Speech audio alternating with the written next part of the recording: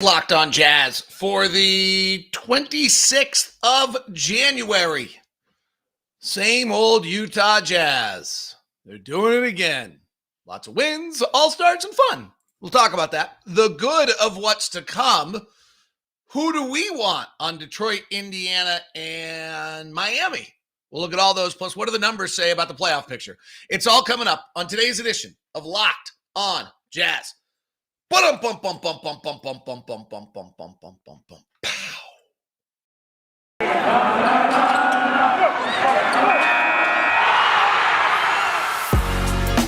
You are Locked on Jazz, your daily podcast on the Utah Jazz. Part of the Locked On Podcast Network, your team every day. How are you? I'm David Locke, radio voice of the Utah Jazz, Jazz NBA insider. This is Locked on Jazz, your daily podcast on the Utah Jazz, giving you insight, expertise, geeky numbers, and hopefully making it way better to be a Jazz fan each and every day. Thanks so much for tuning in and making Locked on Jazz your first listen every single day. We are free and available for you on all platforms, including YouTube, where we come to you live each day. You can subscribe on YouTube and push the little button and hit the bell, and it will notify you whenever anything comes up. Glad to have you aboard. Good morning to Keith and Forrest and Bryce and Jeremy and J-Lap and Jace and Mr. Kinch. Glad to have you all available and with us early this morning on a Wednesday? Jazz Suns tonight. I think it's an 8 o'clock start. At least I hope it is. That's what I'm planning on. Few things I wanted to touch on today. Rudy's out. As I kind of have been suspecting, no one's asked a lot of questions about it yet.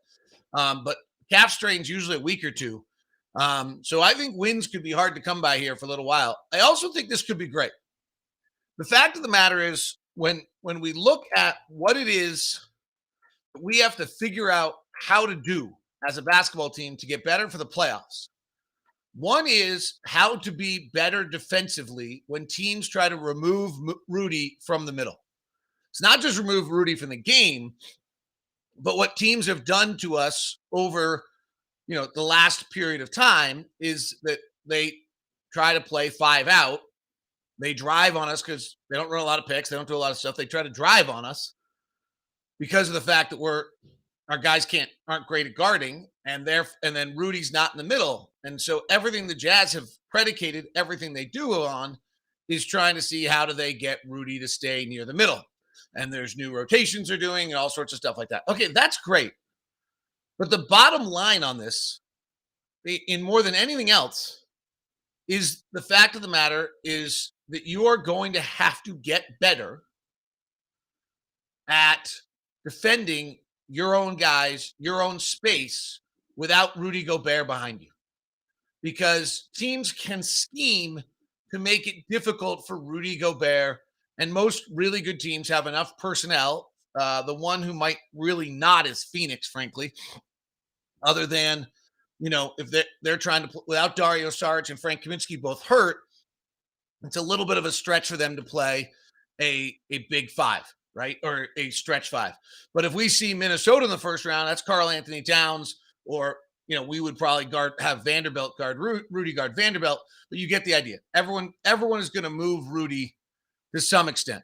And when you look at the players in the NBA whose teams are affected most by defensive presence, Rudy's right up there. Of the other guys, Rudy, the guys who played a 900 possessions, George Hill in Milwaukee, for whatever weird reason, is up there.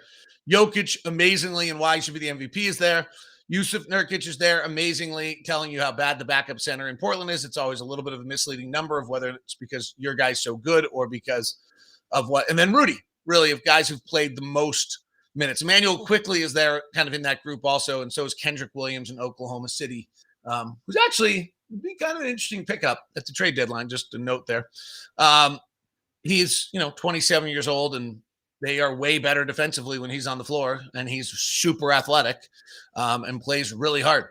But so we all know this about Rudy. This is not a grand mystery to us, right? We kind of are aware of what happens when Rudy goes on and off the floor. Well, we're about to play some of the best teams in the NBA with, without Rudy.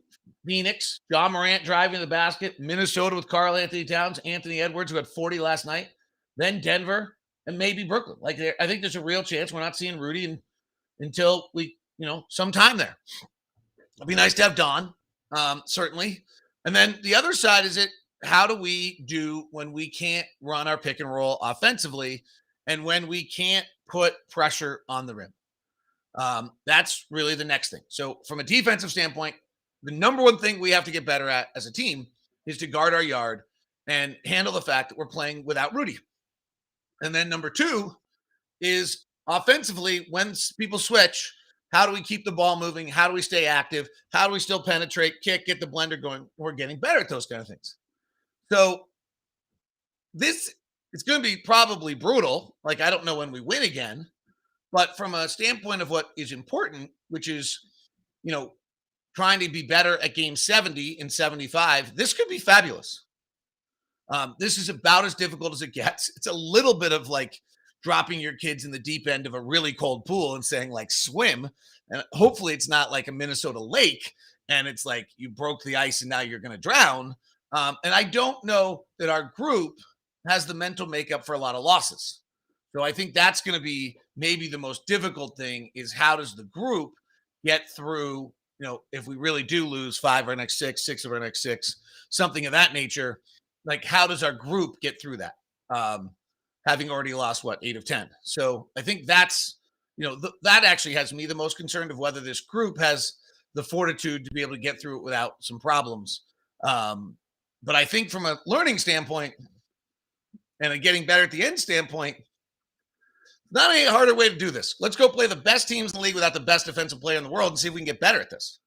And I thought Quinn made an interesting point the other day about some of what we're seeing right now, which is there's no way to find this out unless guys have gotten hurt or things have gone wrong. And when he points, like, he's not playing Rudy any less than 36 every night. He's not playing Donovan less than 36 every night. And Jordan and Joe, were 6 men of the year last year. And until you decide that one of them's not one of your guys anymore, and I understand they're both not playing as well as they did last year, they're both playing 26. And you just run out of minutes. And Rudy Gay's got to play 20 to 26. And you just run out of minutes. You're not going to just suddenly decide, hey, Rudy, by the way, we're going to work on things. You're going to play 24 tonight. Like, he's not going for that. And so we're forced into a hellacious learning experience where we can either fold or come out way better. It might not be pleasant. So that gets to the second thing, which is like, what do the numbers say right now? And they're going to get worse. This is going to get worse because we're going to lose, I think, a lot over the next 6 games. But, as we kind of look at like the playoffs and where we sit. And so if you look at right now, projected records in the West, the Suns are at 61, the Warriors are at 55, the Grizzlies are at 52, and so are the Jazz. The next is the Mavericks at 48. And I think they got hammered last night, if I'm remembering correctly, by the Warriors, 130 to 92. So there goes that defense. Last night was funky in the NBA. Then you have the Nuggets at 46. Okay, I mean, I guess we could get to 46. It's possible. We're going to lose a lot here coming up. And then you have the Timberwolves at 43. So if you look at the West, they have the Suns 1, the Warriors 2, the Grizzlies 3, the Jazz 4, the Mavericks 6, the Mavericks 5, Nuggets 6 at 46. 43, 44, according to 538, is like our threshold. So if we can just stay out of 7, is kind of as we learn all these things, it's not a massively different thing. In fact, there could be a real argument that, playing 6 versus 3 and then versus 2 and then getting 1 is a better way to go than being 5-4, playing 4 and 3 might be inconsequentially different, and then playing 1 versus 2 in the next round. Now that also could change.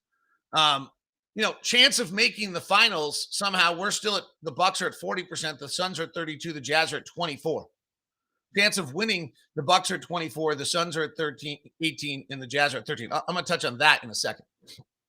But just kind of as we go through this and you're going through the learning process and you don't get the thrill of the win every night and you get grumpy, like, okay, well, the number is 44, according to Basketball Reference. Like, that's the number. Against 538. According to Basketball Reference, Suns at 62, Warriors at 58, Jazz at 52, Grizzlies at 52. I think we know that 52 is not going to probably happen. Dallas is 47, Nuggets are at 44, and Wolves again are at 42. So the number is 43 again. Okay, so 43 wins. Let's call it 44. So we need to win 14 games the rest of the season to make sure that we stay out of 6 through 9. That's basically what they're saying. And 44 and 38, I believe, is the number. So we need to go 14 and 20 the rest of the way. We lose the next 6, and then we got to play 500 ball to stay out of 6. Stay out of 7. We can go through a learning process. Now, I need a moment with maybe not you, but some Jazz fans. I need a moment with you. We can't play this game both ways and just be a bunch of gripers. I'll explain that in a second. Today's show, speaking of non-gripers and just great, awesome people, is brought to you by Intercap Lending. Steve Carter's our own personal loan officer. He does amazing work. Few things make me as excited as when someone says, hey, I need a loan, and I get to send them to Steve Carter, because Steve Carter is just simply the best. He makes sure that everyone gets treated well. He's highly responsive. He gets out there. I know he's working with Riker recently. I'm going to have to check out and see what happened with that one. As I know, the two of them got caught up. I had blown that one, actually. Riker had emailed me, and I didn't respond. And then Riker was too nice, and he didn't respond back. Like, if I screw up, email me again. Like, dude, I want to see Steve Carter. Send me. So I screwed it up. But usually what ends up happening is we get things like from Kaysville. We worked with Steve 3 times now. I have to say he's the best. His team will work tirelessly to find the best rates, reduce stress, and make the process as simple as possible. Without question, Steve is the best there is. From Kirk Hubbard, working with Mr. Carter was by far the easiest I've had with respect to my home from start to finish. I was 3 weeks with my refi. All through the process, I was kept advised on the status, accurate expectations. We provided a very frequent basis. At all times, I knew where I was and what to expect. I highly recommend Intercap Lending, and specifically Steve Carter. He's our own personal loan officer. You get the corporate rate. You can call Steve at 385-800-8528. You can email me, and I won't screw it up, I don't think, at dlock09@gmail.com. That's dlock09@gmail.com. And I'll set you up with a personal meeting with Steve. Intercap Lending, NMLS number 190465. For more information, visit intercap.com. Today's show is brought to you by Prize Picks, the easiest, best, fastest, most fun DFS game on the market. Prize Picks offers more NBA props than any other DFS prop operator and offers all superstar players as well as bench players, only recording a handful of minutes each game. Who's going to get all the touches? Because no Donovan and no Rudy tonight against the Phoenix Suns. Can you profit off that?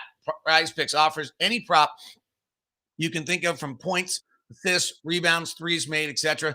You pick 2 to 5 players, an over-under on the projections, and you can win up to 10 times on any entry. And this is so great. Prize Picks has an exclusive no-brainer offer for all users. $50 for free if a player in your first Prize Pick entry scores a single point. You must use the promo code NBA. That's right. Exclusive offer. You, the Locked On listener, use the exclusive code NBA. Thank you very much for making Locked On Jazz your first listen. We've got some awesome stuff coming up on the Locked On Podcast Network, namely the NBA trade deadline show is coming. We will be live on trade deadline day, hosted by all the best of our network. Anchor Kim Becker is going to be on the leading the show, and then John Corrales and Josh Lloyd and all the best. So make sure you get ready for that. It'll be live on our Locked On NBA YouTube channel if you've not subscribed already. By the way, last night was just totally crazy. So Joel Embiid scored more points and minutes played for the 4th straight game, 42 and 33. He's insane right now. Denver beat Detroit. Nothing insane there except for Jokic had 28 points, 21 rebounds, and 9 assists. 28, 21, and 9. Charlotte is struggling enough that I think it could impact their trade deadline, which is kind of worth keeping an eye on. Gordon Hayward did not play last night. It's worth keeping an eye on. The Clippers were down $1 million. The second biggest comeback in the history of the NBA. Jazz Nuggets still holds the record as a lineup of Terrence Mann, Nicholas Batum. They actually closed with Scrubs, Winslow, Kennard, Coffey, and Mann, and they came back to beat Washington 116-115. Sacramento lost by 50. The Lakers won in Brooklyn with all the weird James Harden stuff going on. There was no Durant, no Kyrie Irving, and Harden had 33, 12, and 11, but a good win for the Lakers. Anthony Davis back with 25. Crazy night. Locked On Now will be great on this. Spurs blew out Houston. Dallas wins. Golden State wins by 30, and then Minnesota got a much-needed win. All right, can we? I don't know which of you. I'm not speaking to everyone. I'm speaking to some of you. Same old Utah Jazz, just going to disappoint again. That's pretty big bullcrap. So we have a chance to win the title. We had a chance to win the title last year. Probably won't. Like, that's the reality. Just usually probably won't. When I hear people talk about same old Utah Jazz, they disappoint. Like, if you have a friend that says that, you should punch him in the face. Nicely and lovingly, of course. But, like, same old Utah Jazz. So what is it? That since 2016-17, you've had the second most amount of wins of any franchise in all of the NBA? Is that the same old Utah Jazz? Is that the problem? Or is it that since the 17-18 season, you've had the second most amount of wins of any team in the NBA other than the Milwaukee Bucks? Is that not good enough? Or is it that since the 18-19 season, you have the second most amount of wins of any team in the NBA other than the Milwaukee Bucks? Is that it? Is it or is it that you've had an all-star, 2 all-stars, or 3 like last year, every single year that you get to watch? Or is it that since last year you have the second best record of any team in the NBA, but anybody other than the Phoenix Suns? Like, seriously, you can't sit around here. Like, I guess you can. You can do whatever you want. It's garbage, in my opinion, to sit around and be like, same old Utah Jazz, they just disappoint. You want same old Sacramento Kings, they disappoint. Same old Minnesota Timberwolves, they disappoint. This is one of the winningest franchises in all of the NBA.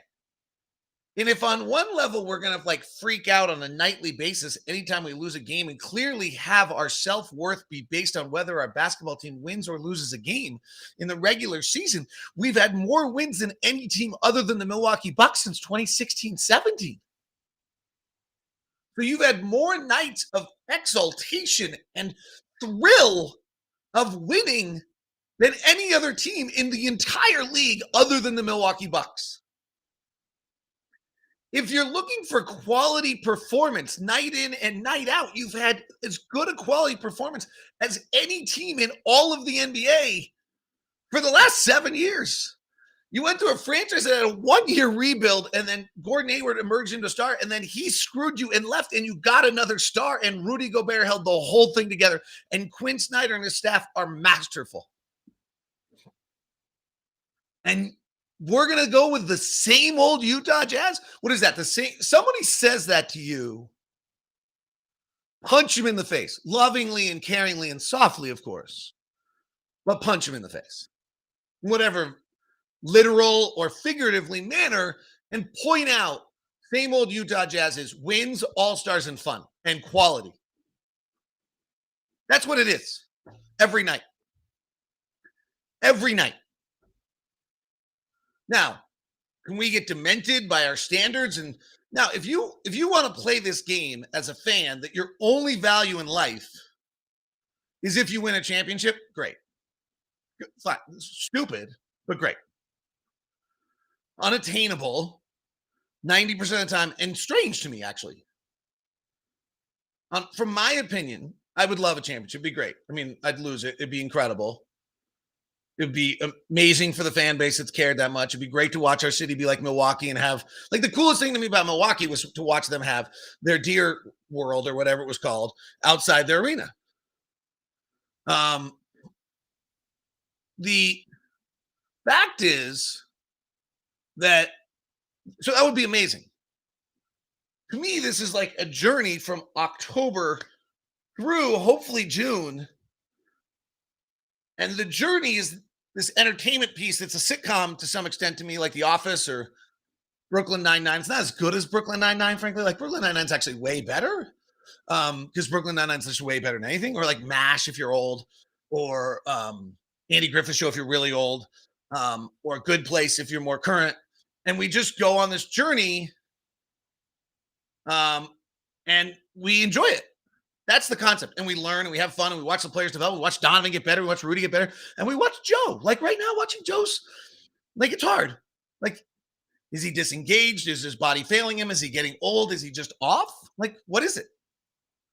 Part of the process. But we also watch Joe come from scared Australian player who got released, who had to meet his wife at the airport and say, hey, actually, I know you came out here to be here for me and the Clippers, but actually, by the way, when you were in the air, I got released. And I actually don't have a job. So we can go to a little vacation here in the US, but I actually don't have a job. And then the Jazz call him and he talks openly. I wouldn't want to shoot because I didn't want to ever make a mistake. And then he emerges into like basically sixth man of the year last year and into one of the most valuable players in the league. And then he gets his bronze medal. And we watch him raise a kid and he gets a kid with autism. We see the whole journey and we get to be a part of it. And now we're watching him like, is he going to be able to hold on? Like, is he just off? Is the body totally failing? Is the mind failing? He's human. Like, it's pretty amazing. Pretty great. Same old Utah Jazz, high quality people, lots of wins, ton of all-stars, super fun, amazing product every night. Same old Utah Jazz. Right. It'd be great if we won a championship. The franchise is committed to doing it, but you just don't win. Like, was it if Kevin Durant's foot was on the line last year, and Brooklyn wins that game, has Milwaukee's last like 4 years of 60 wins a year like not worth anything? To me, I can't go there. If that's where you are, that's where you are. But that's you, not the franchise. Your standard as a fan is championship only. I won't accept anything else. I don't enjoy anything else. Okay. Like you're not going to enjoy a meal unless you're at the French Laundry. But you know what? There's a value to Domino's every now and then. So could we have won more? Sure. Should we have beat Denver up 3-1? Yeah, that'd be great. It would have been great to have another. Was I like up 20 in game 6 against the Clippers, turned around and was like, oh my gosh, I've never called a conference finals. This is going to be amazing. And then we fell apart. Is it a total bummer? Yeah, because you care and you love and it matters. But same old Utah Jazz, like as though they're like a toxic like allergen in your food. Stop. Would it be great to win a championship? Sure. Is it almost impossible to win a championship in like the really small market without being like, there's 3 ways to acquire players, right? Draft, free agency, and trade. Like we don't have one of them. And we kind of don't always have the trade because if you trade someone late in their contract, we might not get them back. Pretty hard. Have an owner willing to spend the money. So that's a step. Trying to change the brand of who we are, that's a step. Head coach who people want to play for, that's a step. Still pretty hard. So we're going to lose, I think, 6 straight. We're going to have lost 14 of 16. Like, it's not going to be great. I don't know we'll really lose 6 straight. We could. If Rudy doesn't play 6, we could lose. But it's part of this game. And this year is interesting to me because if the expectation and only expectation is that of a championship, then you can't complain about the 6-game losing streak because this is all going to make us better toward that. So, hey, a parade would be amazing right. Buying more merchandise with championship on it would be incredible. Watching the hard work of the players and the coaches and the ownership and the management come together in the front row seat, overwhelming. But not the only value. That's my point. So that when I hear this idea of same old Utah Jazz, got a hard time with that one. Because what to me the same old Utah Jazz are is all those wins. And walking into the arena and following your team on an 82-night basis, which if you're listening to this show, you really probably pay attention every day, which is incredible. You spend like 200 hours watching this team and you listen to this podcast every day. And gosh forbid if you actually listen to it every day and you make us your first listen every day, which I'm so thankful of. You literally are spending like 8 hours a week with me and you're spending like a crazy, I'm doing the math in my head really fast right now, 30 hours a month with me. It's a crazy number because you care about the team. So enjoy the journey. Enjoy the journey.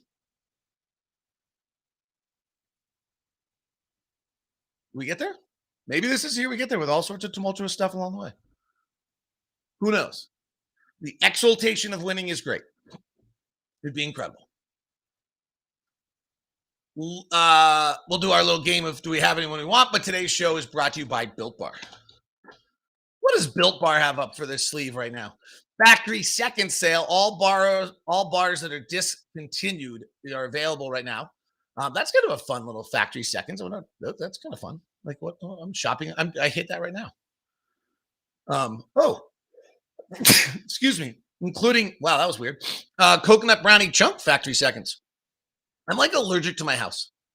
I literally have allergies in my house and nowhere else right now. Built Bar's churro coconut marshmallow puffs. The puffs are amazing. Coconut brownie chunk is incredible. Promo code LOCK15 gets you 15% off and get you rolling.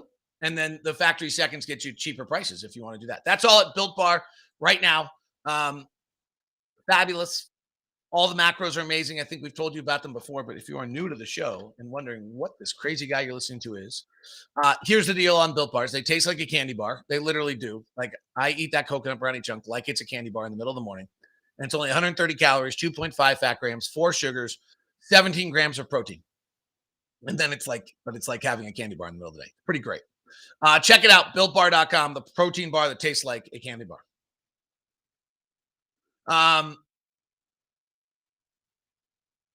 Might want to get that. Let's see. What is this? All right. So anyway, there's a bunch of talk in the chat room, but I'm probably not going to be able to get to it. The other one I would just kind of point out before we go through, I just think, Rudy's out for a little while and we're going to learn. We're going to get better. One other thing I would kind of point out to everyone, and this is season's just weird that someone dropped an atomic bomb called COVID on this NBA season, and it just has blown it up. I just don't have any idea how to evaluate it. I always say that, the first 20 games or so is the better reference point than the other. We were 13-7, then we were 19-7, and then we're 20-7, and then we started to get hit by things, and then we went to 26-9, and then we got hit by COVID. But so did everybody else. So I don't know how you compare it. And should we probably have won, beat the Warriors when they didn't have Draymond? Sure. Would be nice to have some big wins in our back belt.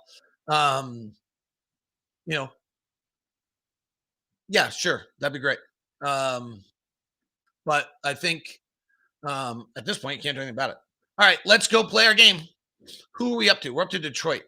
Since Jeremy Grant's the big talk. So, first question on Jeremy Grant that I have for everybody is, I always like to share the screen, right? The first thing I have about Jeremy Grant is, does he actually, and this is now media conjecture, and I don't actually have any idea what's true. Does Jeremy Grant really want to come play and not be the primary offensive option? Okay, so that's the first one.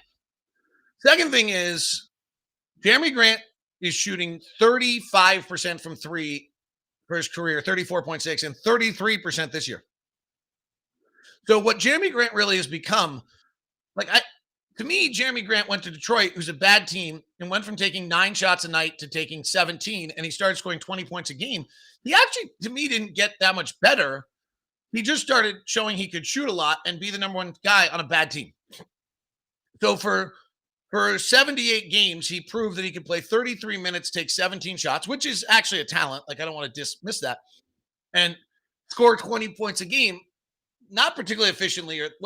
If you trade for him, you're actually getting the player who played in Denver and Oklahoma City, who scored 13 points a game, which is fine. He shot 39% from 3 each of those 2 years as a catch and shoot guy, and 48%, and that's pretty good. And he's, and he's 6'8", 210, and he fits all of the metrics, and he probably can make a play now. He's learned how to do that if he needs to. So there's a lot of great things to him. The Pistons want 2 first-round draft picks. We don't have 2 first-round draft picks. Unless they think Jared Butler is one of those first 2-round draft picks, and then you're giving up Jared Butler and a first-round draft pick, and then for his $20 million contract, you're probably, you'd have to piece it together. Our numbers are on what it takes to get. I don't want to play that game, but you guys can figure that out. You go look at our numbers and try to get there.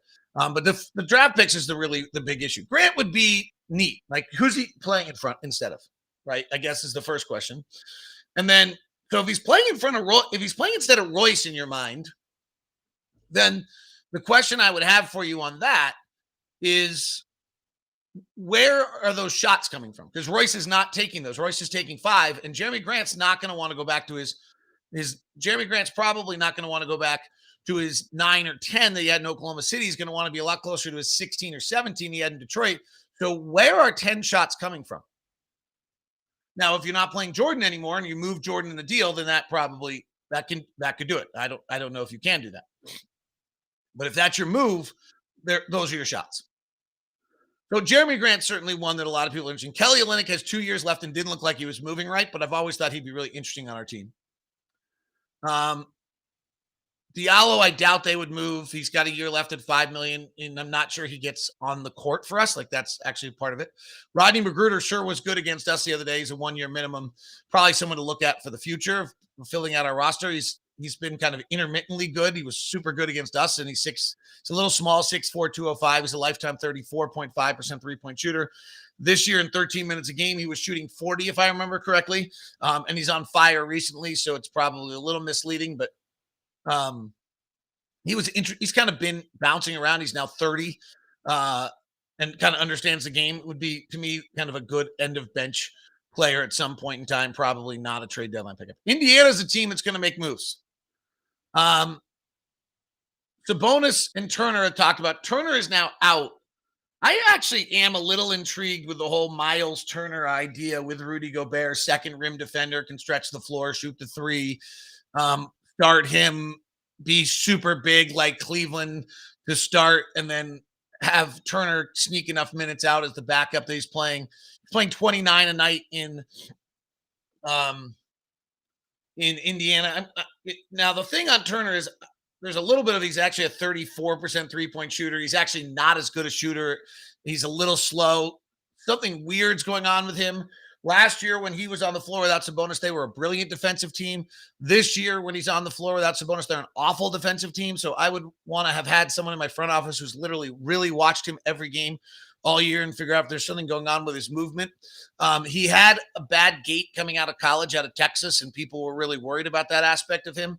And so teams that's why he was a little sour on him. And now he has a foot problem and a leg problem. I really would have to know whether or not he's right before you made that. But I'm a little intrigued with that, with a 1-year deal. I don't know how you move 18 and how many picks you'd have to give up to do it, but that's an interesting concept, at least to me.